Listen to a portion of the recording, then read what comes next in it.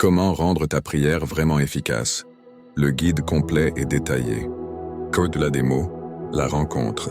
La prière est bien plus qu'une simple requête adressée à Dieu. C'est une communion vivante. Un dialogue d'amour, un cœur à cœur transformateur. Beaucoup croient que l'efficacité de la prière dépend de sa longueur, de son éloquence ou de sa répétition. En réalité, elle repose sur des principes spirituels immuables que la Bible révèle clairement. Ce guide complet vous aidera à comprendre comment faire de chaque moment de prière une expérience puissante et transformative. Chapitre 1. Le fondement indispensable, la foi véritable. Or, sans la foi, il est impossible de lui être agréable. Car il faut que celui qui s'approche de Dieu croie que Dieu existe et qu'il est le rémunérateur de ceux qui le cherchent. Hébreux 11:6. La foi authentique n'est pas un simple sentiment. C'est une conviction profonde, ancrée dans la nature même de Dieu.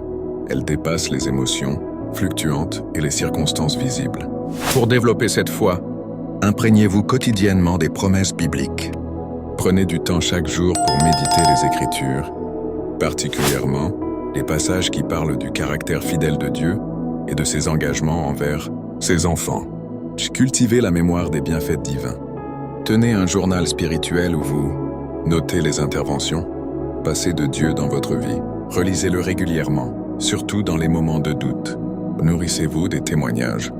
Entourez-vous de récits de réponses à la prière, que ce soit dans la Bible, dans les livres chrétiens ou au sein de votre communauté. Exprimez votre confiance verbalement. Parlez avec assurance, même quand les apparences sont contraires.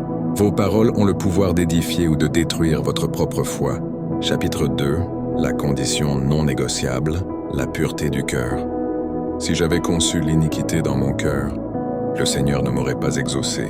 Psaume 66, 18. La qualité de notre relation avec Dieu dépend directement de l'état de notre cœur. Un cœur pur est un canal dégagé pour la bénédiction divine. Pour maintenir cette pureté, laissez pratiquer l'examen de conscience quotidien. Demandez régulièrement au Saint-Esprit de vous révéler toute offense, tout péché caché, toute attitude contraire à sa volonté. Exercez le pardon immédiat. Ne laissez pas le soleil se coucher sur votre colère. Pardonnez rapidement et sincèrement, comme Christ vous a pardonné. Et renoncez à toute amertume. La rancune est un poison spirituel qui bloque les canaux de la grâce. Libérez ceux qui vous ont offensés et libérez-vous ainsi vous-même. Recherchez activement la réconciliation. Quand c'est possible, faites les premiers pas vers ceux avec qui vous êtes en conflit. Chapitre 3. L'attitude victorieuse, la persévérance tenace. Demandez et l'on vous donnera, cherchez et vous trouverez, frappez et l'on vous ouvrira. Matthieu 7:7. La persévérance dans la prière n'est pas une répétition mécanique de mots, mais une démonstration de notre confiance inébranlable en la fidélité de Dieu. Comment persévérer efficacement? Maintenez votre confiance malgré le silence apparent. Dieu agit souvent dans l'invisible avant de manifester sa réponse dans le visible. Continuez à croire quand les circonstances semblent contraires. Votre foi est mise à l'épreuve pour se renforcer, non pour être détruite. Ancrez-vous dans le caractère immuable de Dieu.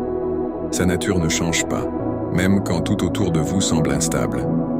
Profitez du temps d'attente pour approfondir votre intimité avec lui. Les saisons d'apparent silence sont souvent des occasions de croissance spirituelle accélérée. Chapitre 4.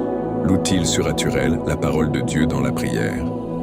Prier les Écritures, c'est aligner nos requêtes sur la volonté parfaite de Dieu. Cette pratique transforme notre prière en une arme spirituelle redoutable. Comment intégrer la parole dans votre prière? Sélectionnez des versets spécifiques, en rapport avec votre situation particulière. Par exemple, pour la guérison, méditez Ésaïe 53:5. Pour la provision, Philippiens 4:19. Personnalisez les promesses bibliques, en les intégrant naturellement dans vos requêtes.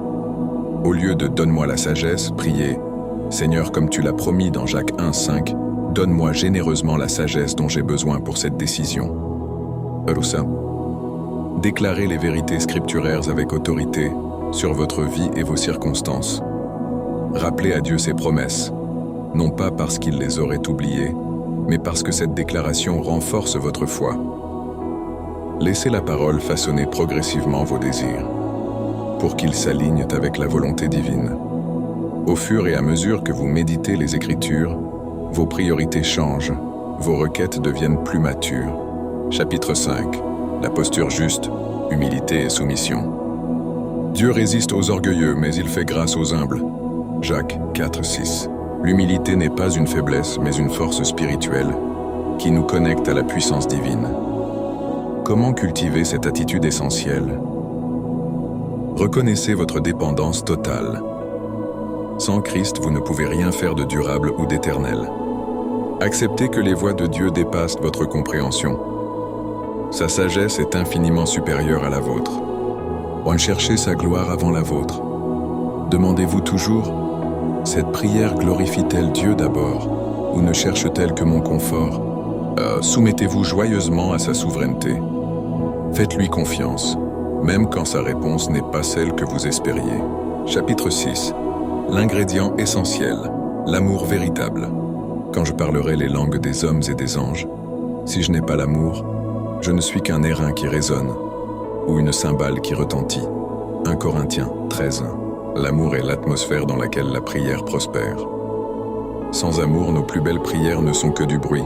Comment prier avec amour? Désirez sincèrement le bien des autres. Intercédez pour vos proches, mais aussi pour ceux qui vous ont blessés. Priez pour vos ennemis. Cette obéissance à l'enseignement de Jésus a un pouvoir libérateur extraordinaire. Placez les besoins d'autrui au même niveau que les vôtres. La prière d'intercession ouvre souvent des portes que la prière égoïste ne peut franchir. Recherchez activement l'unité. Avant de présenter vos requêtes, assurez-vous d'être en paix avec tous autant que possible. Chapitre 7. Le cadre favorable, la discipline spirituelle. Une vie de prière efficace ne s'improvise pas. Elle se construit grâce à des habitudes spirituelles saines. Comment établir ce cadre? Fixez un temps régulier. Que ce soit le matin, le midi ou le soir, choisissez un moment où vous pouvez être tranquille et concentré. Aménagez un lieu propice. Un endroit spécifique, même modeste, où vous pouvez vous retirer pour rencontrer Dieu. Préparez votre cœur. Ne vous précipitez pas dans la présence divine. Prenez quelques minutes de silence, de méditation ou de lecture biblique pour vous recentrer. Éliminez les distractions. Éteignez votre téléphone, isolez-vous du bruit, créez une bulle sacrée pour votre rendez-vous avec Dieu. Chapitre 8.